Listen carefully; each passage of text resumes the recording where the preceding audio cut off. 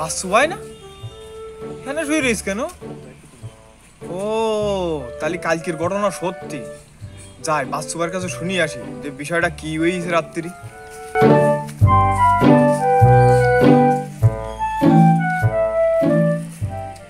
বাসু ভাই, বাসু ভাই, বাসু ভাই, এই মানে কি কি এখন দিনই দুপুর বেলা শুয়ে রয়েছাও কেন?